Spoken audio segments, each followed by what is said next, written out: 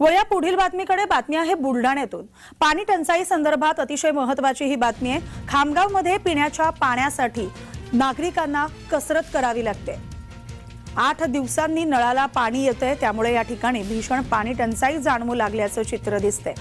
बुलढाण्यात पाण्यासाठी नागरिकांची भटकंती होते। पाण्यासाठी नागरिकांना वणवण करावी लागते। पिण्याच्या पाण्यासाठी खामगावमध्ये नागरिकांना स्थानिकांना कसरत करावी लागते। नळाला पाणी येतंय, मात्र 8 दिवसांनी इथल्या नळांना पाणी येतंय, त्यामुळे पिण्याच्या पाण्यासाठी इथल्या नागरिकांना वणवण भटकावं लागते। बुलढाण्यातलं हे चित्र आहे। ही भीषण परिस्थिती आहे बुलढाण्यातल्या खामगावमधली। खामगावमध्ये पिण्याच्या पाण्यासाठी नागरिकांना वणवण करावी लागते, भटकंती करावी लागते, कारण खामगावमध्ये दर 8 दिवसांनी नळाला पाणी येते। भीषण पाणी टंचाई या ठिकाणी जाणवते।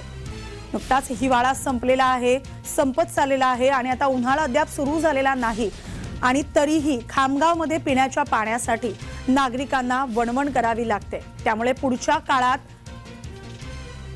या ठिकाणी पाणी टंचाई जाणवू शकते असं देखील बोललं जाते। आमचे प्रतिनिधी प्रफुल्ल खंदारे आपल्या सोबत दूरध्वनीवरून जोडले गेले आहेत। प्रफुल्ल, अजूनही उन्हाळा सुरू झालेला नाहीये, मात्र आतापासूनच पाण्याची टंचाई जाणवते खामगावमध्ये। पुढचं चित्र कसं असणार आहे आणि प्रशासनाकडून काय आता उपाययोजना केल्या जात आहेत का? मीनाला नक्कीच ही धोक्याची घंटा या ठिकाणी मानावी लागेल, कारण की बुलढाणा जिल्ह्यातील खामगाव शहर जे आहे ते जिल्ह्यातलं सगळ्यात मोठं शहर आहे। तब्बल 3.5 लाख लोकसंख्या असलेलं हे शहर आहे। मात्र या शहराला पाणी पुरवठा करण्याकरता नगरपालिका प्रशासन कुठेतरी कमी पडत असल्याचं चित्र जे आहे ते बुलढाणा जिल्ह्यामध्ये आपल्याला पाहायला मिळते।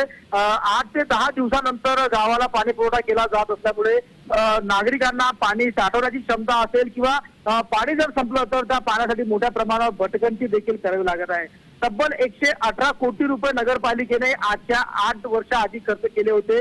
पाईपलाईन देखील शहरामध्ये टाकण्यात आली आहे। कुठेतरी शहरवासियांना आश्वासन देण्यात आले होते की 24 तास पाणी जे आहे ते खामगावकरांना मिळेल, मात्र त्या आश्वासनाची अद्यापही पूर्तता झालेली नाही आहे। 118 कोटी रुपये खर्चून पाईपलाईन टाकल्यानंतरही नागरिकांना पाण्याचा पुरवठा का केला जात नाही, हा संतप्त सवाल जे आहे नागरिक देखील विचारत आहे। मात्र जीवनावश्यक घटक म्हणून पाण्याकडे पाहिलं जातं, त्यामुळे पाण्यासाठी लोकांना आपली कामं बाजूला ठेवून ज्या वेळेस नळाला पाणी पुरवठा केला जाईल त्यावेळेस आपली कामं सगळे बाजूला ठेवून ह्या संपूर्ण पाण्यासाठी नागरिकांना या ठिकाणी गर्दी करावी लागते। त्यामुळे मोठा समस्या जी आहे ना खामगावकरांना पाण्यासाठी सोसावी लागत आहे। आता सध्या हिवाळा सुरू आहे, उन्हाळ्यामध्ये आणखीही या पाण्याची भीषणता जी आहे पाणी टंचाईची ते खामगावकरांना भेडसावू शकते। त्यामुळे नगरपालिका प्रशासन यावर आता काही पावलं उचलेल का, त्याकडे देखील सगळ्यांचं लक्ष लागलं, कारण सातत्याने गावाला 2-3 दिवसाआड तरी पाणी पुरवठा करावा अशी मागणी होती। म्हटलं या मागणीकडे नगरपालिकेवर प्रशासन नेमून दिलेले आहेत। अजूनही गेल्या 1.5-2 वर्षापासून नगरपालिकेच्या निवडणुका प्रलंबित आहे, त्यामुळे